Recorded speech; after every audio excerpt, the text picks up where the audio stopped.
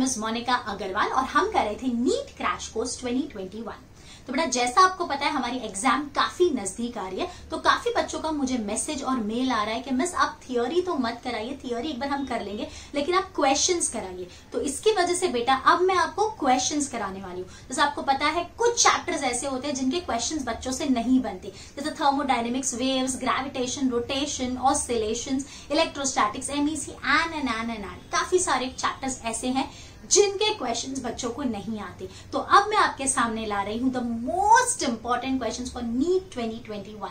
अगर आप इतने क्वेश्चंस अच्छे से करके जाते हैं तो मैं आपको अश्योर कर सकती हूं कि आप एग्जाम का यानी उस चैप्टर का, जैसे मैं आज थर्मोडायनेमिक्स का कराने वाली हूं, तो उसका क्वेश्चन आप इजीली एग्जाम में अटेम्प्ट कर पाओगे। और सबसे बेस्ट चीज है, मैंने इन क्वेश्चंस को बहुत ही कम टाइम में आपको कराने वाली हूँ। लगभग मतलब एक क्वेश्चन के सिर्फ 1 मिनट, इतने कम टाइम में, मतलब 50 क्वेश्चन के लगभग 50 से 60 मिनट में हम पूरा चैप्टर खत्म कर देंगे। तो ये हमारे लिए बेस्ट चीज रहेगी कि कम टाइम में हम मैक्सिमम चीजें गेन कर पाएंगे। ठीक है, तो चलिए अब जल्दी हम शुरू करते हैं। ओके बेटा, तो अभी शुरू करते हैं। पहले क्वेश्चन में हमको दिया है कि हमारे पास 0.1 ग्राम पानी है जिसका टेम्परेचर 100 डिग्री सेल्सियस है, जिसका प्रेशर दिया है। हमने उसको 54 कैलोरी एनर्जी दी ताकि वो स्टीम में कन्वर्ट हो जाए और उसका वॉल्यूम इंक्रीज होके हो गया 167.1 cc, that is 10⁻⁻⁶ metre cube. हमको डेल यू पूछा है, तो आप सबको पता है delta U is delta Q minus delta W. So del U is delta Q को हम लिखेंगे 54, इसको मैंने जूल में कन्वर्ट कर दिया, 4.2 minus P delta V, that is V2 minus V1। So del U is 54 into 4.2 minus 1 into 10⁻⁵ ही ले रही हूँ मैं, और ये 167.1 इंटू 10⁻⁻⁶। ये अगर मैं कट कर दूं तो -1 आ जाएगा। अब बेटा अगर हम इन दोनों को मल्टीप्लाई करते हैं तो ये आता है 226.8 माइनस, इसको मैंने 1 दे दिया तो 16.71। ठीक है, अभी अगर अपन इसको सब्ट्रैक्ट करते हैं बेटा तो डेल यू की वैल्यू हमको आ रही है बेटा लगभग 210 के आसपास। सो द क्लोजेस्ट ऑप्शन दिख रहा है 208। यहाँ मैंने थोड़ा अप्रोक्सीमेशन ले लिया है, 4.2 की जगह 4.18 की जगह 4.2 ले लिया, इसकी वजह से आया। So the correct answer is option B. अब इस क्वेश्चन में हम ए से सी जा रहे हैं लेकिन दो रास्ते से, ए डी सी से और ए बी सी से। अब हमको बोला है कि यहाँ पे यूए पे जो एनर्जी है that is 10 joule, internal energy at U A is 10 joule. उसके बाद अगर हम ए डी सी से जा रहे हैं तो वहां पे हमको इतनी एनर्जी देनी पड़ रही है 50 जूल, वहां पे जो वर्क हो रहा है दैट इज 20 जूल। अब हम अगर ए बी सी से जाते हैं तो कितनी एनर्जी हमको देनी पड़ती है 36 जूल। तो इस रास्ते से ए बी सी से कितना वर्क हमको करना पड़ेगा। सो DQ1 is DU1 plus DW1।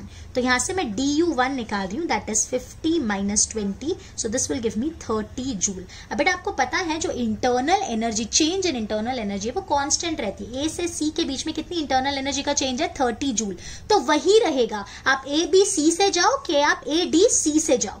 तो अब यहाँ पे हम वापस यूज करेंगे DQ2 is DU2 plus DW2। अब ये आपको ढूंढना है, ये DU1 is equals to DU2 which is 30 joule. तो DQ2 की वैल्यू कितनी है बेटा 36 minus 30 is DW2। So DW2, एक मिनट आप लोग को दिख नहीं रहा है, अब दिख रहा है या। सो DW2 comes out to be 6 joule. So the correct answer is option D. अब अगले क्वेश्चन में हमको क्यू दिया है 2 किलो कैलोरी। तो बेटा मैंने किलो को कन्वर्ट किया तो 2000 कैलोरी हो गया, फिर मैंने 4.2 से मल्टीप्लाई किया तो जूल में कन्वर्ट हो गया। तो हमको मिला Q is 8400 joule and the work done is 500 joule. हमको यू निकालना है। So U is Q minus W, तो यू इज 8400 माइनस 500, तो यू हमको आ रहा है 7900 joule. So the correct answer is option C. अब इस क्वेश्चन में हमको Q दिया है 110 जूल, U दिया है 40 जूल। हमको कितना वर्क करना पड़ेगा ये पूछा है। तो बेटा आप सबको पता है Q is U plus W, so W is Q minus U। So W is 110 minus 40, so W comes out to be 70 joule. बहुत ही easy question, so the correct answer is B. Yes, अगले question में बोला है कि first law of thermodynamic is a consequence of conservation of what?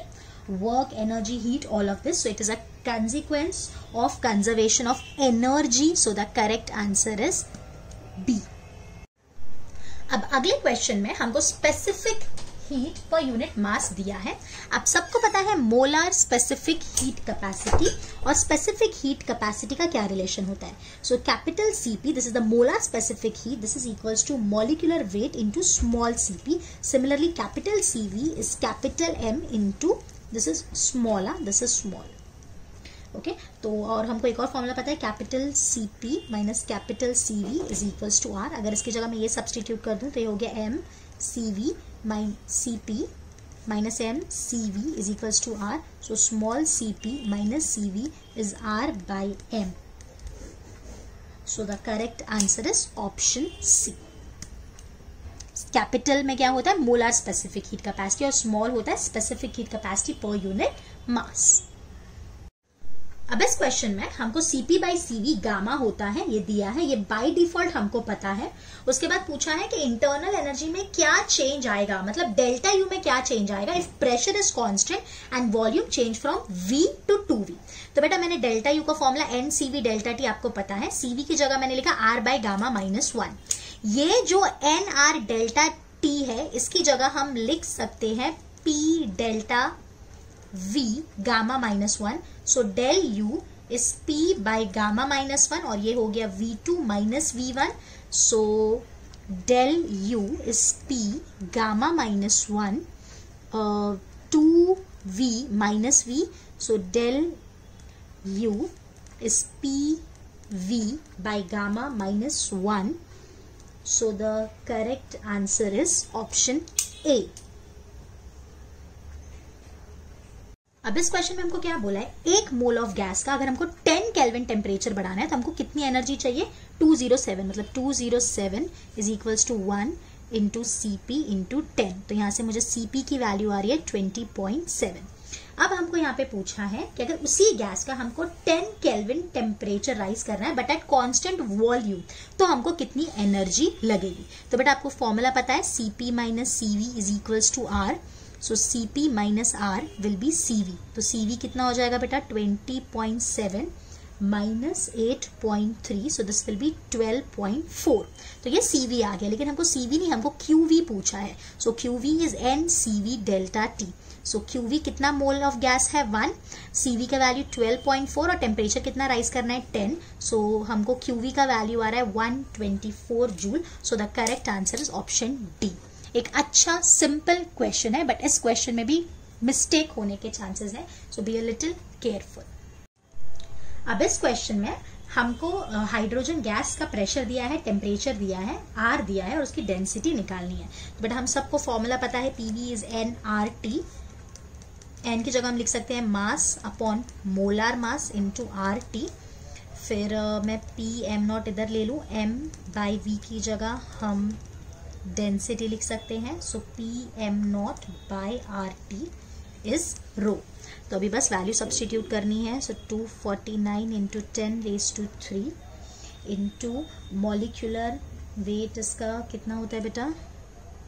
This is 2 into 10 raise to minus 3 divided by, मैंने इसको convert कर दिया है ग्राम्स को केजी में. R का value 8.3 into 300. This is equals to rho. तो अगर हम इसको सॉल्व करते हैं तो हमको लगभग आंसर आता है 0.2 kg per meter cube. So this is the density. So the correct answer is option B.